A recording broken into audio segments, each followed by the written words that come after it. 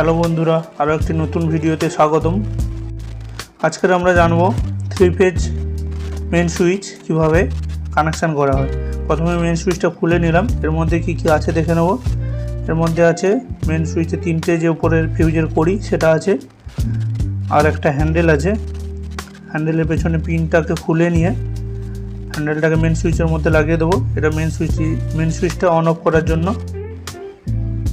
Main সুইচের যে বারটা বেরিয়ে আছে তার মধ্যে হ্যান্ডেলটাকে লাগিয়ে দেবো। এটা প্যাঁচ সিস্টেম থাকে, ঘোরালেই আটকে যাবে। তারপরে যে পিনটা খুলেছিলাম সে পিনটাকে লাগিয়ে দেবো। পিনটা লাগিয়ে দিলে এরপরে যখন আমরা মেন সুইচটা অন অফ করব তখন আর হ্যান্ডেলটা বাইরে বেরিয়ে আসবে না। এখন আমাদের এই হ্যান্ডেলটা লাগানো হয়ে গেল। এরপরে আমি মেন সুইচটাতে কানেকশান করব। এটা 3 ফেজ মেন সুইচ, এখানে 3টে ফেজ কানেকশান হবে। আর অনেক মেন সুইচের ভেতরে নিউট্রাল বার দেওয়া থাকে, এই মেন সুইচটার মধ্যে দেওয়া নেই।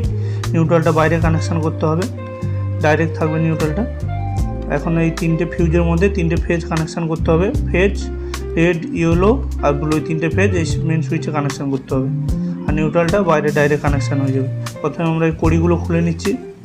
কড়িগুলো খুলে নেওয়ার পরে এই উপর নিচে যে কভারগুলো দেওয়া আছে এই কভারগুলোকে ফুটো করে নেবো। এটা খুলে ফেলে দিলে হবে না, তাহলে তারটা কোনো কারণে টান লাগলে তখন পাঞ্চ হয়ে মেন সুইচটা বডি হয়ে যেতে পারে। কভারটা ফুটো করে নিয়ে তারগুলোকে তার ভেতর দিয়ে বের করে নেব। দিয়ে এই যে মেন সুইচের যেটা ফিউজের সঙ্গে যেটা কানেক্টার দিয়ে জয়েন্ট করা আছে সেটাতে কিন্তু তারটা কানেকশান হবে না। তার পাশে যেটা ফাঁকা আছে, যেটায় কোনো কানেকশান নেই, সেটাতে তারটা কানেকশান হবে। আর যেটা ফিউজের সঙ্গে লিঙ্ক করা আছে সেটাই কানেকশান হবে না। এরপরে আমরা একটা একটা করে সব মেন সুইচে পাশে যে কানেক্টারটা ফাঁকা আছে তার মধ্যে 3টে ফেজ কানেকশান করে নেব। প্রথমে আমরা রেড ফেজটা কানেকশান করে নিচ্ছি, এরপরে ইয়েলো ফেজটা কানেকশান করে নেব, আর ব্লু ফেজটাও কানেকশান করে নেব। ভিডিওটি ভালো লাগলে অবশ্যই লাইক, কমেন্ট এবং শেয়ার করবেন। চ্যানেলটিকে অবশ্যই সাবস্ক্রাইব করবেন। আর যদি ভিডিওতে কোনো কিছু জানার থাকে আমাকে কমেন্ট করে জানাতে পারেন। এখন আমরা এই 3টে ফেজ কানেকশান করে নিচ্ছি, রেড, ইয়েলো আর ব্লু। এই পাশে যে কানেক্টার আছে যেটা ফাঁকা আছে সেটা কানেকশান করতে হবে। তারপরে যখন আমরা মেন সুইচে হ্যান্ডেলটা অন করব এই কানেক্টার থেকে লাইনটা ওই কানেক্টারে ট্রান্সফার হয়ে যাবে।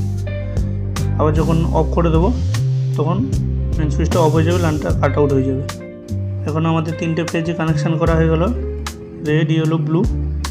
এখন আমরা এটা দেখে নেবো একবার কীভাবে কাজ করে। এই যে যখন মেন সুইচটা অন করলাম এই বাতি থেকে এই বাতিতে কানেক্ট হয়ে গেল, কারণ দুটো কানেক্টার, যে লাইনটা উপর দিকে চালু হয়ে যাবে।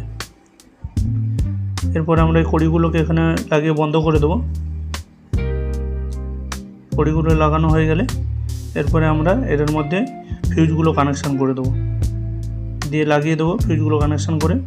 আর এটা তো ইনপুট কানেকশানগুলো, আউটপুটের জন্য 3টে ফিউজের উপর থেকে 3টে লাইন নিয়ে বের করে নিলেই সেটা আউটপুটের জন্য লাইনটা চলে যাবে। এখন ফিউজের মধ্যে ফিউজ ওয়্যারটা লাগিয়ে নেব। ফিউজ ওয়্যারটা লাগিয়ে তারপরে এই ফিউজগুলো মেন সুইচের মধ্যে বসিয়ে দেবো। আর মেন সুইচের উপরে যে কানেক্টারগুলো আছে ফিউজের, সেখান থেকে আউটপুটের জন্য 3টে ফেজ বেরিয়ে যাবে, আর নিউট্রালটা ডাইরেক্ট জয়েন করে নিতে হবে।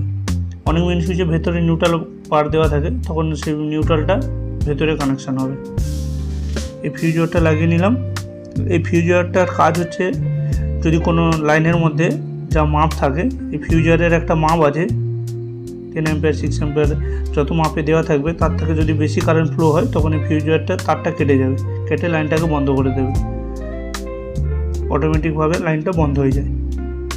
এটা হচ্ছে ফিউজ ওয়্যারের কাজ। এখন আমরা এই ফিউজগুলোকে মেন সুইচের মধ্যে বসিয়ে দেবো। বসিয়ে দিলেই আমাদের মেন সুইচ কানেকশান কমপ্লিট। এরপরে যখন আমরা এই 3টে ফিউজ বসানো হয়ে গেল একটা একটা করে, এরপর যখন আমরা মেন সুইচটা অন করব তখন এই ফিউজ দিয়ে লাইনটা উপরের দিকে প্রবাহিত হতে থাকবে বা ফ্লো হবে। আবার যখন হ্যান্ডেলটা বন্ধ করে দেবো তখন এটা বন্ধ হয়ে যাবে। আর যদি কোনো শর্ট সার্কিট হয় বা অতিরিক্ত ওভার কারেন্ট ফ্লো হয় তখন কিন্তু ফিউজের যে তারগুলো আছে সেটা কেটে গিয়ে লাইনটা ডিসকানেক্ট হয়ে যাবে। ভিডিওটি শেষ অবধি দেখার জন্য অসংখ্য ধন্যবাদ। সবাই ভালো থাকবেন।